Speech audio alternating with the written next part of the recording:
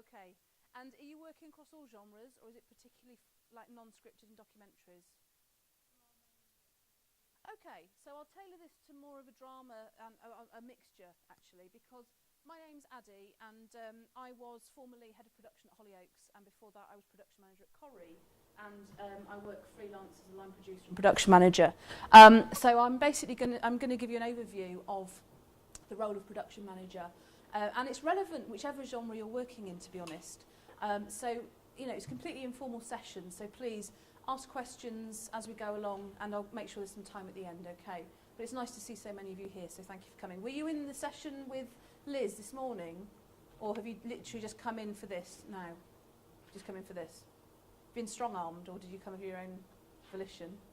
Strong-armed. Okay, so I've got a little video to show you. Some of you may have seen these before. I think they're brilliant. The dialogue's a bit funny because it's done through a computer, so it's a bit kind of start-stoppy, a bit Stephen Hawking, to be honest. But it's a meeting between a production manager and a producer, and it's very relevant. Excuse me, can you help me? I am in a hot air balloon over there and I'm lost. I promised a friend I would meet him an hour ago. Can you tell me where I am? Your hot air balloon is hovering at approximately 30 feet above the ground. You are between 40 and 41 degrees north latitude and between 59 and 60 degrees west longitude. You must be a production manager. I am. How did you know? Well, everything you told me is technically correct, but I had no idea what to make of your information, and the fact is I am still lost. Frankly, you haven't been any help at all. You must be a producer. I am. How did you know? Well, you don't know where you are or where you are going. You have risen to your lofty position due to a large volume of hot air. You've made a promise which you have no idea how to keep, and you show up expecting me to solve your problem. The fact is, you are in exactly the same position as before we met, but somehow, now, this is all my fault. Can you get me a cup of coffee, please? Have any of you seen that before? No, I think they're great, actually. They're all on YouTube. You can download loads of them. And I think that, I mean, I don't want to be too disparaging about the role of producer, because it's very, very important. But it can feel like that when you're a production manager, that basically everything is your fault. You know, you may have set it up, but then all of a sudden everything is your fault. And the role, can someone give me a definition of what it is to be a production manager? Well, give us a go. Sort of the budget and scheduling, overseeing all the departments. Yep. Making sure everything's running as smoothly as it can. Absolutely. And Anticipating issues. yep, quite right too. And yes, what were you going to say? I'm so sorry. You're the sense of like the heart of production. Yeah, absolutely. Great answers, ladies. It's all about combining problem solving with creativity. You need to have high-level organisational ability with demanding deadlines. You require a great amount of common sense, okay? And you've got to have an empathy for people. There isn't a one-size-fits-all approach for areas of commonality across genres, you know. And critically, it doesn't matter whether you're a PM on scripted or non-scripted, you will come across very similar or indeed the same challenges, whatever role, whatever genre you're working in, okay? Someone said this morning, it's a bit like being mummy or daddy. You basically are setting up the project hand in hand with your producer ordinarily, or it might be your everything, you know, you might be the producer as well. But normally, it's you're setting it up and you're putting into place what you think the budget is, what you think the schedule's going to be, what teams you need, what equipment you need, and you have to be as proactive as possible. So the role and the responsibilities, well, we've already touched upon this. So production does split into 3 chunks, okay? Pre-production, production, and post-production and clear up. And I think a lot of people think that this filming part here is the most time-consuming, and it absolutely isn't. Pre and post normally take far longer on most projects than the actual filming. But it depends. If you're doing, you know, the lost world of Borneo and you're spending 2 years in the jungle, then ultimately that is going to take a hell of a long time. But pre-production, you're assessing the project, okay? Your initial scheduling, your initial budgeting, and you're normally working with an exec layer. It's very rare that you're ever going to work on a project where there's just going to be a kind of blank canvas with regard to how much money it's going to cost, okay? Ordinarily, there will already be a pot of money kind of thought about, and you have to try and get your budget to fit that, okay? But normally, rather unhelpfully, we don't know what that pot of money is.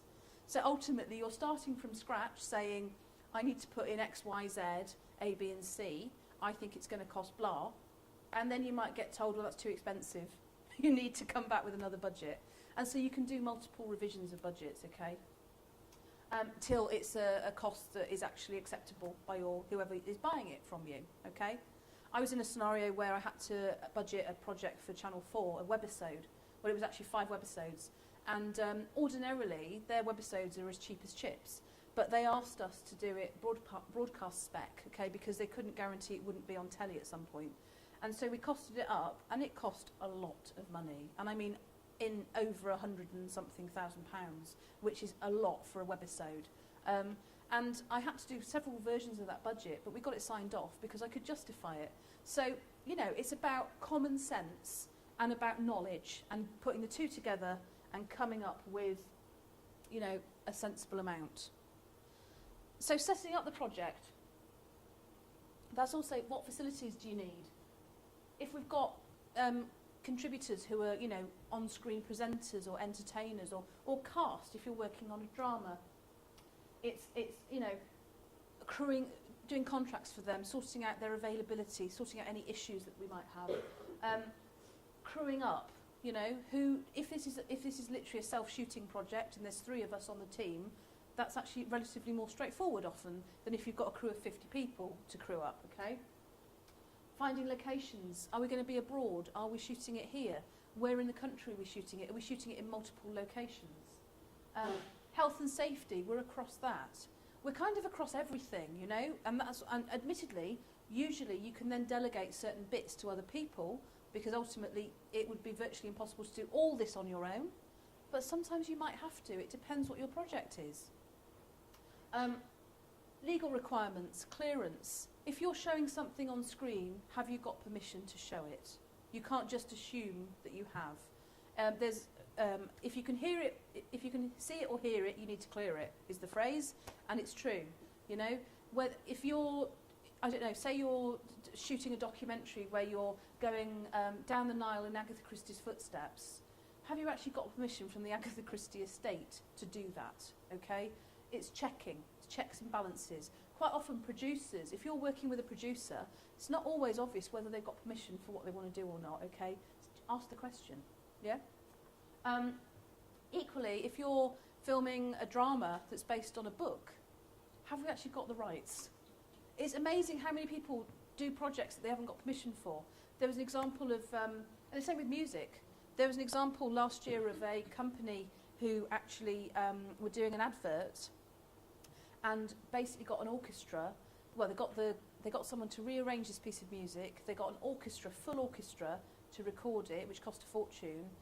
And then they found out that to clear that piece of music was going to cost them £26,000.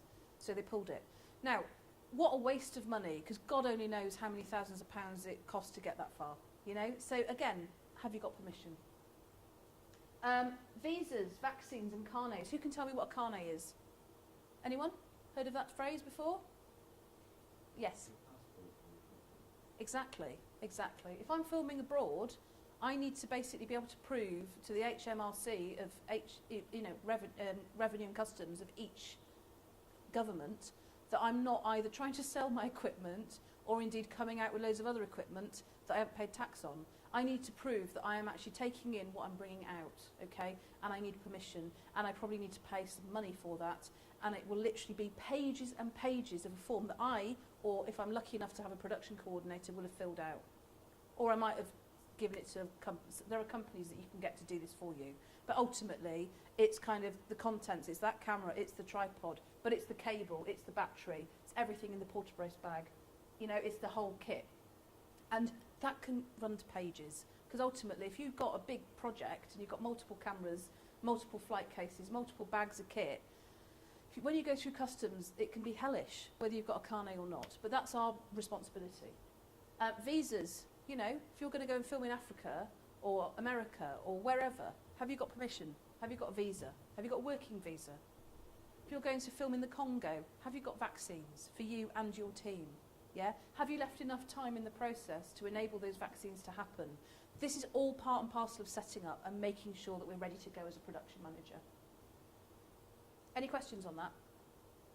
Okay. Production. Overseeing the shoot. Absolutely. I think you said that, lady at the front. You're overseeing it, making sure it's happening. Are we hitting the schedule? Are we hitting the time frames? Do we need to try and find some more money as a contingency? The what-if scenario? You know, where are we with our budget? A budget is not a one-off thing that you do. You have to make sure you check it all the time and are putting forecasts in and updating it. Because your project might be costing you £100,000 at the beginning. If you don't touch that until the end with your receipts and it comes in at £130,000, what do you do? Okay? You need to make sure that you've got processes in place so that you can keep updating it. So even though you don't know how much in real life your hotel room is going to cost in 3 weeks' time when you go and fly to Spain for 5 days, you put in a guess so that you are already costing it, okay? You're forecasting it. And then if you're lucky, you might end up with a bit of money saved there, okay, which you can then use for something else that's costing a bit more. You're constantly robbing Peter to pay Paul and vice versa, okay? Budgets change all the time in projects. Don't let it worry you. This is normal, okay?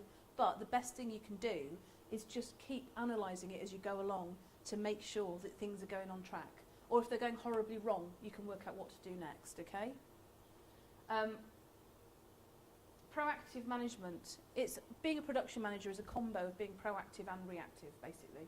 You know, you need to try and work out what's happening so that actually, you know, you can already kind of plan for the worst. Anticipate the best, but plan for the worst, yeah? But budgets, it's tricky budgeting, because what happens if we come in under budget, people? Anyone? Go on, give us a go. What do you think will happen if I come in 20 grand under budget? Okay, anyone like to hazard a guess what might happen? Yes, Rick. Yeah, you have to give it back. Yeah. And you won't get it for the next one, and they'll ask you to take money off the next one. So basically, if you're working on something, you're setting up a pilot series or something, yeah, and then you've made it for 20 grand less than you thought, and you think, woohoo, lucky me. It's not really, because then you get asked to do series 2. They say, right, we need you to make it for the 20 grand less that you had first time round, and also we want 5% off the budget. Because anyone who you make a programme for, they anticipate you're going to make a saving if you go back and do it again, because there are certain setup costs you might not need to pay again, okay? And ultimately, let's be honest, we're not in a socialist, environment. We're about, our industry is about making money. The drama sector alone last year brought in £3 billion in revenue to this country, okay? Big business, and it's growing exponentially. It is 4 times bigger now than it was 6 years ago. Yes? You know, if you're doing a drama series and say the first season became critically acclaimed and got lots of attention, would you ever get, say, in the second season, be given more bit of a more budget to boost Yes, but that's rare. Yeah, rare. Yeah, it's really rare. But yes, you might. So certainly if we're making, I guess, a show like, actually something like Breaking Bad's an example. I mean, I know it's American, so it's not kind of relevant in some ways, but that was actually a very expensive show to make, and so's Game of Thrones. In fact, there's loads of stuff online you can see, like the top 5 most expensive shows of all time. In fact, can anyone tell me what the most expensive show of all time is to make a TV series? The answer might surprise you. Who wants to take a guess? Go on. Yeah, out of the cost. Friends. Friends is the most expensive TV show of all time. And given that some of you probably are young or too young to even have watched it. In fact, have any of you ever seen Friends? Oh, you have, okay. Well, bizarrely, that beats Game of Thrones. That beats Vikings. That beats, oh my God, House of Cards. Which you would think, there's no way. But that's because of the cast. And they were repeatedly getting $1 million an episode. And that was the budget. But ultimately, it's all about budgets, but things get asked, series 1, you make it for blah, series 2, you need to make it for a bit less. And that's how it works in our industry. Publicity might not be so much of an issue for a lot of factual shows, but it certainly can be an issue for drama. You might have the best schedule in the world, and all of a sudden they say, we want so-and-so to do this morning next week. Publicity is oxygen, okay, for our shows. If we don't have an audience, we don't have a show. So it's a balancing act, you know, you've got to balance, can I actually get my key cast to the This Morning studio and not disrupt filming too much, because actually the value I'm going to get of that person being on the show is great and is going to give publicity to my show. Stephen Fry is a great example, maybe not so great in the last few days since the BAFTAs, but he had 11 million Twitter viewers, users, followers, sorry. Well, he's on a drama show called, I think it's called Yonderland, yeah? Now, the moment he was announced as core cast, they've had 11 million people knowing that Stephen Fry is going to be on that. What brilliant publicity. So just bear it in mind. We can't always say no, basically. Location demands. You might be working on something where, you know, the location is only available on certain days. You're going to have to schedule around it and it might cost more. So these are all things to bear in mind. And then in post-production and clear up, who can tell me, has anyone heard the term deliverables? Has anyone ever heard of that phrase? No one? Anyone? Okay. Deliverables. This is the final product, okay? This is usually the tape or the file, whatever your final project is actually delivered on, okay? But it's also the accompanying paperwork, the contracts, what's called the programmer's completed paperwork. That is everything. This is the music clearance sheets. These are all the things you're going to be learning about over the duration of your course, okay? The things that you have to do to make sure that your project can be aired on screen and that everyone is being paid the right amount of money and we've got permission to show them, okay? And cost reports, these are the final budgets that have been updated regularly, showing where we are, how much things are costing, what the variance might be. If one thing's cost more but that's cost less, that's offsetting that. Okay, these cost reports are what you typically have to show your exec producers, and sometimes companies who are, you know, like ITV, if you're making something for ITV, they might want to see the final cost report because you have to show that what you've done with their money, basically. But not everyone does. It depends who you're making it for. So, assessing a project. What's the first thing you need if we're assessing a project? Say for a drama. Anyone? If we're going to set up production manager on a drama, what's the first thing I'm going to need to be able to set this up? A script, absolutely. A story, the idea. And for non-scripted, it might be a pitch document, a program idea, a treatment. It might be a page of A4 saying, we're going to go to Africa and film on the Zambezi River on a houseboat, you know. And then I have to have conversations with other people to get more information. Typically the producer, if there is one, okay? We then also need to know our shooting medium and delivery format. You know, if this is coast, we know a huge amount of work is going to be aerial shots, okay, for the programme, because that's the look of the show. So therefore I'm going to have to put into that budget a huge chunk for helicopters or drones, or a mixture of both.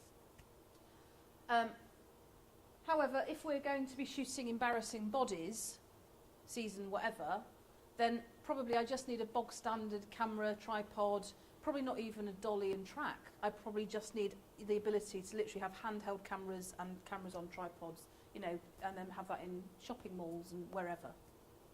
So I need to know, where are we filming and how? It's amazing. These are really obvious questions. We just need to find more information when we're assessing a project, okay? A calendar. That probably sounds really basic and obvious, but it's amazing how many people don't work it visually. And I have to say, as a production manager myself, putting dates on a visual chart of some kind is one of the most helpful things you can do, because critically, if something goes wrong, you know how long you've got for post-production, you know how long you've got for delivery. If you need to put in a whole layer of CGI effects, you know how long you've got from picture lock to final delivery. All these things to be thought about. And bearing in mind, if you're making this for Channel 4, ITV, BBC, whoever, they will want their execs to have an input as well. So just because this is yours and your producer's vision, and this is what you've delivered, doesn't mean that's perhaps the end product. You might need final revisions. So, you know, you need to make sure you've got enough time in the process. And our role as production manager is to come up with that, okay? We're setting up the project. Post-production route, massively important. You know, what are we filming on? If we're filming on film, what else do we have to think about? Anyone? Development, absolutely. You know, very few places film on film these days. Even films don't film on film, okay? They give it a treatment to give it a filmic look. But if you are filming on film, you've got to factor in filming development costs, okay? Also buying the stock footage, where do you get it from? There's not many places that sell it. But if you're filming on a tapeless, you will have cards typically. You know, that camera I'm sure works off a card. Yeah. Okay, what happens to the data though? Do we have an in-house post-production suite, or do I have to farm it out somewhere else? You know, have I got enough data storage to be able to then use Avid to edit my project together? These are all things we have to factor in, okay? And you don't have to be an expert. Critically, you do not have to be an expert on anything. I start most projects thinking I don't know how to make television. I've made television for 20 years to date, and I still start every project going, ooh, what do I do? But it's a mixture of confidence, bullshit, and finding out, okay? You ask people. You know, Google can be our best friend, and there's loads of resources for us, you know? There's tons of, I mean, obviously you guys are lucky enough to be here learning about it, but if you don't know something, Google it, because there's loads of people who also didn't know and then have bothered to put the information online. Brackets, don't believe everything you read on Wikipedia, close brackets. But, you know, there's loads of helpful sites. Who's heard of Creative England? Anyone? Creative Skill Set. You know, these are all organisations that are available to help us, okay, giving us useful information, help and support, and also provide an outlet for kind of production managers. You know, there's Production Managers Guild, there's lots of different organisations where you can find out, you know, the what-ifs. I've never been in this scenario before. I was involved in a project where we blew up a house a few years ago, and I was also involved in Hollyoaks. We derailed a train a couple of years ago. And if I'm honest with you, it put the fear of God into me because I hadn't done it myself, you know, in that role before. And it's amazing, you know, you just gather all your experts together, you ask them questions, really obvious questions, and you start putting it together and piece it together, piece it. It's like a giant jigsaw that you're collating, and then it happens, you know. And that's not because I'm an expert, it's because I ask the questions. Delivery and TX date, absolutely critical, you know. You need to know who you're making it for and when they need it to see if there's enough time in the process. You need a schedule. You know, if you're working on a drama, a lot of people think that it's just the first AD who makes the schedule. That's not true. Us as production managers, line producers, heads of production, we need to give a best estimate of how long it's going to take to do something so we can cost it up and sort the budget out and sort out the resources, okay? And then, mostly, if you're on a drama, the first AD will then do their own version of a schedule, and then you're in a situation where you will then have to ask them to tweak it, or you'll have to start having dialogues around the fact that you said, I believe it's going to take 10 days. Why is it coming in at 2 weeks? You know, or 3 weeks. It's about having those conversations, because ultimately that influences the schedule, that influences the budget. Duration and number of episodes. Can anyone tell me why I need to know if this is for BBC or ITV? Sorry? Yes, and there's another reason. Yes. The BBC ones are slightly long because they don't factor in anything. Absolutely. If I'm making a half-hour show for BBC, it's half hour. If I'm making it for ITV, anyone know how long a half-hour show is? 20 minutes. Yeah, ish. Sometimes it's 23. Like all the soaps are 23 minutes long, roughly. They can be 22, 52, 23, 10. That you can get permission to over or underrun slightly. But yeah, critically, if you work that out, if you're making 5 episodes of something for ITV, 5 half hours, you don't need 35 odd minutes of extra material, yeah? Because you only need 23 lots, not 30. Does that make sense? But if you're making it for the BBC, your schedule's going to be longer because you do need 30 actual minutes. That makes sense. We've touched upon clearances and permissions, obviously. And then department overhead. You need to know how much your crew cost. You need to know how much your contributors are costing. And you need to make sure it's completely and utterly signed off, sealed and delivered, okay? You can't have any nasty surprises. That has happened to me and it's horrible, you know? I ended up on a project, you're right, you can sit down on a chair. Down. Okay. I was going to say, please do sit on a chair. You know, I've been in a situation where I hired a operator, so a combined director of photography / camera operator role. And I thought I'd done everything right. I contracted this person for, you know, number of days. a rate that incorporated some equipment hire, and then at the end of it I got a bill for overtime because I hadn't sorted out how long the day was. I'd assumed everyone realised it was a 10-hour day, but his day was 9 hours. So I ended up in a situation where I actually had to pay some overtime that I hadn't anticipated. So get it signed, sealed and delivered at the start. Because A, you don't want your crew, if you've got crew working for you, you don't want them to feel ripped off from the start because it will not go well, okay? If you are squeezing your crew so that actually you're giving them the bare minimum or less, which is wrong, and you're working them like dogs, you know, and you're not giving them any catering and they're having to work crazy hours, you probably will not get the best from them. Whereas if you actually get a team of people together, okay, and you are giving them a fair salary for what they're doing, okay, and you've got good conditions or as good as you can give them, people appreciate that. And I would argue that you get better from your team, okay? It's not all about finances though. A lot of people are driven by passion in our industry, and so therefore there are people who work for free. Now, I wouldn't recommend that myself. I think it's, you know, especially for you guys, you know, please do go and get your work experience opportunities. That's really, really important. That's how I got in. But don't go and take an unpaid job for a year because they are taking the piss. Pardon my language, but it's true, okay? But it's about balance, okay? So make sure that you get every opportunity you can, but, you know, it's illegal actually to have someone working for you in a role that would actually be a paid role, okay? So just bear that in mind. And then scheduling basics. You know, I've come up with my own acronym, which is very badly spelt. Scheduling is all about hassle, lots of hassle. How many shows need to be recorded? What's our availability of our contributors, our main experts, our artists, you know, if we're working with a cast? Do we have a studio? Have we actually got access to one? What do we need? What are our requirements? Who do we need to book? You know, these are all things to think about. Do we have a set to construct? How long is it going to take? How long is it going to cost? We need rigging time. We need de-rigging time. We need lighting. Special requirements. Are we going to have rehearsals? How long do it take to get in? You know, if we're doing a stunt, have we got a shot list? Do we know exactly what the director wants to achieve so that we can actually be as accurate as possible with our requirements? Liaison in-house. You know, if you're working here in Media City and you're going to go and use the Peel Studios, there's a hell of a lot of different people involved in any of the booking of this. So you need to, again, make sure you've got all the right people working with you. You might be lucky enough to be working on a project where you've got a production coordinator and you can delegate effectively. And part of our role is knowing how to delegate effectively. If I'm hiring a first AD, I'm not going to delegate that because it's absolutely of paramount importance I get it right, okay? And I take the responsibility. But if I'm going to hire an office runner just for a day to help photocopying, I might delegate that to the production coordinator, you know? So you're constantly, everyone's priority, they think is your priority too. And part of our job is about looking at workflow and making sure that we are prioritising it and reprioritising it. This is the type of job where you're never going to get to the end of your to-do list, and you have to mentally be able to cope with that. I find that really difficult. I've done it for a lot of years, but I still find it difficult. I'm much happier if I've got a beginning, a middle and an end.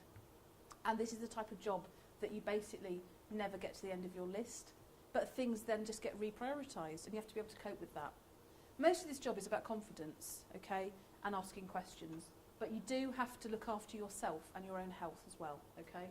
You're talking to someone, I ended up in hospital with a condition which was completely brought on because I wasn't actually dealing with stress very well. I'm perfectly fine now, but at the time it was awful. But it's because I was at my desk from 7 in the morning till 8, 9 o'clock at night without taking regular breaks, without being able to delegate effectively, and unsurprisingly, being less and less productive, okay? So at the moment where you think, I'm so tired, I can't see straight, go and walk around the office. Go outside and get some fresh air, just to the point where you don't think you can do it, because ultimately you'll be better for doing that. And don't stay at your desk that many hours, because it doesn't achieve anything. Location work. Get expert advice, you know, and it's about the look of the show. If the absolute USP of your show is how beautiful the pictures are, then you're not going to scrimp on the camera. You're not going to use a camera like that, perhaps, although they're very good cameras. But you might be having to hire the Red or the Alexa. But ultimately, if you're working on something that's going to be broadcast just at home via YouTube, you would be using something like that. You know, it's about what's relevant to the show. Any questions so far? I appreciate this is a bit of a whistle-stop tour of the role, guys, and obviously you're going to be spending many, many more weeks of your course actually getting into the nitty-gritty of all this.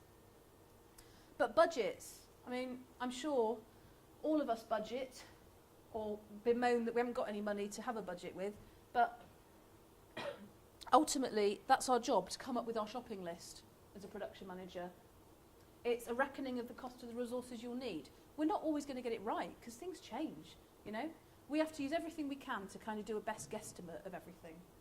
But it's the constraints within which we have to work. We're in a role where we have to have the balls to be able to say to the director, actually, no, you can't do that because we can't afford it. But have you thought about doing this? Because this is a different way of doing it, but actually you might get the same result. You know? People say the role of production manager isn't creative. I absolutely disagree.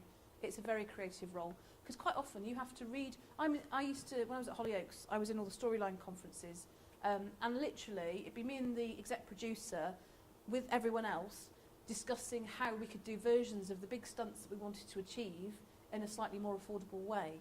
And you know, so it's not always about saying no. You can say yes. There's no point in having a budget unless you're committed to it. And when I say you or me, I mean the producer as well. It's a joint responsibility, okay? It can be a very lonely role, the production manager role, but you're not in it on your own, okay? You're not the only one you don't have sole responsibility for this budget. It may feel like it at times, but you know, the producer is across it as well. It's a joint responsibility. And often, as we've already touched upon, there's a ballpark figure. You know, if I'm going to make something, it's very rare that you'll just get, here's the money, ta-da! More often than not, you have to do another version, or another version, or another version. You know, and ways to do that. Yes, we can cut material, we can change the schedule, trim artistic aspirations. I want the helicopter shot for that. Why? Can't afford it. Could we have a drone? Could we use a crane? You know, different ways, or a ladder pod. Different ways and techniques. Negotiating with suppliers. I would always argue, whenever you talk to whoever you're getting equipment from, I'd do straightforward negotiation. I always do transparent negotiation. I think it's pointless going in saying, you know, can you give me this for £50? No, they're not going to give it to you for £50. But if you say, look, this is really low budget, what's the best deal you can give us? Then actually quite often you can have a dialogue, and if they come back with a figure, you might even be able to get some money off that, okay? I find that most of our equipment suppliers, particularly here in Salford and Greater Manchester, and Leeds actually as well, and Liverpool, really helpful. They want us to make programmes. They want their equipment to be being used, okay? So, you know, you can talk to them. Don't just say yes to the first quote you're given, okay? Because normally you'll be able to bring it down a bit. If you're lucky enough to have some contingency days there, if you think your filming is going to take 10 days and you've actually put in for 12, you might have to take some of that contingency down. And change the production technique. You know, there's lots of different ways to do this, but you're not doing this on your own. The point is you're supposed to be having this conversation with your producer so that the two of you know where the money's going, okay? Because we all want the best product on screen. That's our job. You know, and making the budget work. We've already said about this, but it's about tracking those costs as we go along so that I don't have any nasty surprises. You know, if we've got heads of department working to us, it's about making sure that, you know, they're within budget. If we've got a set being created, how much is it costing? You know, I know it's not finished yet, but how much do you think it's going to cost? How long is it going to take to make? Are you with me? It's just asking these questions, yeah? And tracking where we're at.